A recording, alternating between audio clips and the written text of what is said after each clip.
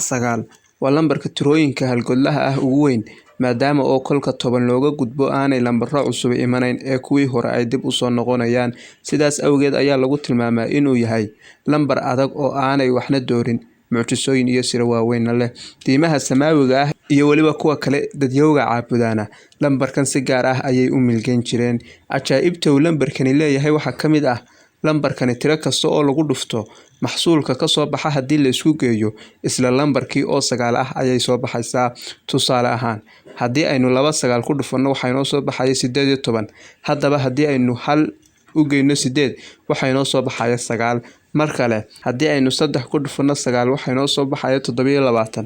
haddii aynu 2 7 u geynana waxay noo soo baxaya 9. sidoo kalena waxaa cajiib ah in tirooyinkan intooda badan ay yihiin lambaradii hore oo isdaba maray, sida 27 oo noqotay 27, 36 oo noqotay 63, 45 oo noqotay 54 iyo 81 oo noqotay 18. mar kale haddii lambarkan tiro kale loo geeyo waxay nooga muuqanaya arrin iyaduna yaab leh. Tusaale ahaan, 2 marka 9 loo geeyo waxay noo soo baxaya 11. haddii aynu 11 kala qaadno oo 1 iyo 1 u geyno waxay noo soo baxaya 2. balse kale 3 9 marka aynu u geyno 12 bay noo soo baxaya. haddii aynu 1 iyo 2 isku geynana 3 bay noo soo baxaya. 9 haddii aynu 8 u geyno 17 bay noo soo baxaya. 1 haddii aynu 7 u geynana 8 bay noo soo baxaya. markasta oo aynu labada lambar ee maxsuulka inoo ah aynu isku geyno waxa inoo soo baxaya isla lambarkii aynu 9 ku darnay. Cajaa'ibta lambarkan waxaa ka mid ah in uu sal u yahay cabirada shaxanada kala duwan. Tusaale ahaan, goobadu waxa ay ka kooban tahay 360 digrii. haddii aynu 3 6 u geyno waxay noo soo baxaya lambar 9. marka goobada 2 loo qaybiyo waxa ay soo baxaysaa 180 digrii. iyadana marka aynu isku geyno waxay noo soo baxaya lambar 9.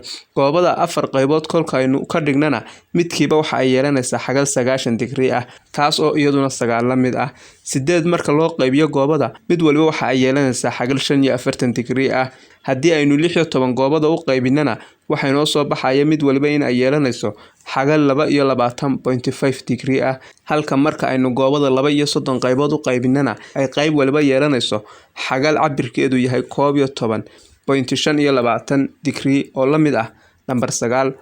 goobada oo kali ah ma aha, xataa haddaynu soo qaadano 3 geeska qudhiisa isna waa la mid. 3 xaglood ee uu leeyahay mid kasta waa 90 digrii. kolka aynu 90 ku dhufano 3 waxay noo soo baxaya 180 digrii oo isu goynteedu ay 9 la mid tahay. laydiga ama 4 geesku isna waa la mid oo 4tiisa gees mid kasta 90 digrii ayuu ka kooban yahay, wadartooduna waa 360 digrii, taas oo ku biyo shubanaysa lambar 9.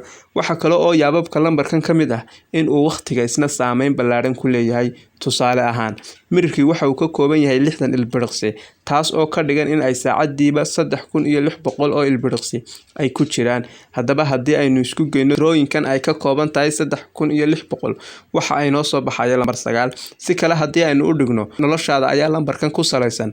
tusaale ahaan, qofka caafimaadka qaba halkii marba wadnihiisu 60 jeer ayuu garaac sameeyaa.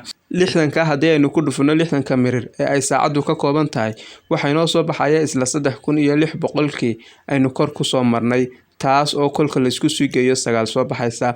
saacadu waxa ay ka kooban tahay 60 mirir, maalintiina waxa ay ka kooban tahay 1440 mirir oo ka timi 24 lagu dhuftay 60 mirir ee saacada. haddaba haddii aynu isku geyno iyadina waxay noo soo baxaysaa lambar 9. sidii aynu kor ku soo aragnayba halkii saac waxa ku jira 3600 oo ilbiriqsi.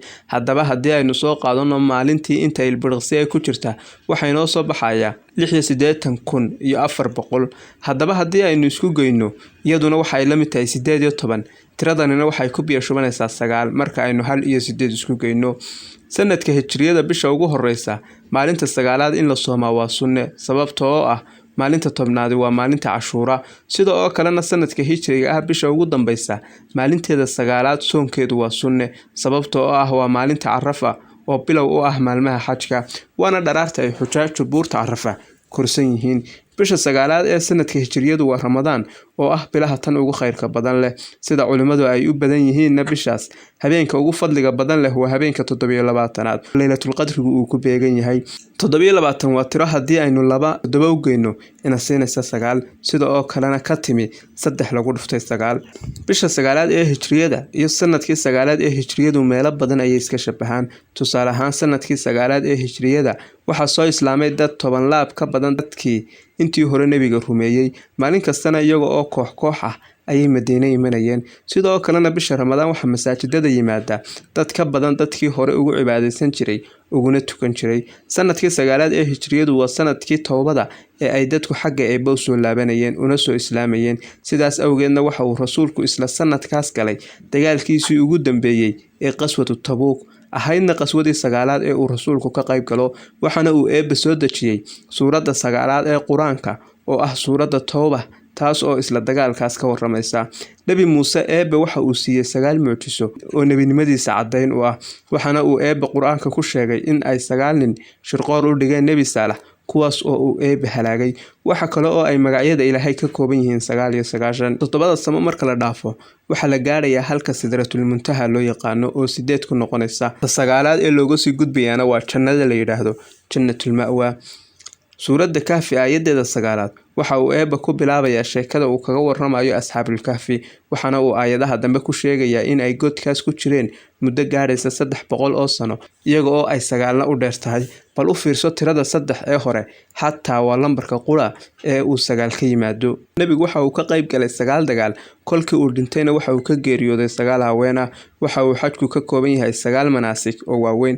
Lambarkan marka si kale loo eego waxa lagu tilmaamaa in uu yahay tiro dhamaystirnaanta u taagan sababtoo ah kolka lambar 10 oo ka sareeyo loo dhaafo tirooyinkii hore oo isku sidkan ayaa dib u soo laabanaya. Waxaana la sheegaa xigmadda ah in ilmaha yari uu 9 bilood ku dhashaa iyana in ay xiriir la leedahay dhammaystiranka lambarkan. Intii aan waxoogaa raadinayay xogaha lambarkan ku saabsan waxaan la kulmay qolo sheegaysa in ay 9 xayawaan jannada gelayaan kuwaas oo kala ah wankii Nabi Ismaaciil lagu furtay, dibigii Ibraahim uu malaa'igta u gowracay, quraanjadii Nabi Suleymaan iyo waliba guugulihii sacii Nabi Muuse uu u diray Yuhuudda, hashii Nabi Saalax, dameerkii Nabi Cuseyr, eygii asxaabul Kahfi iyo ugu dambeyn nabirigii liiqay ee soo tufay Nabi Yoonis. Faylasufyadu waxa ay aad isku weydiiyaan tirooyinkani ma wax uu bini'aadamku ikhtiraacay oo uu curiyayba mise waa wax hore u jiray oo ay dadku daah fureen.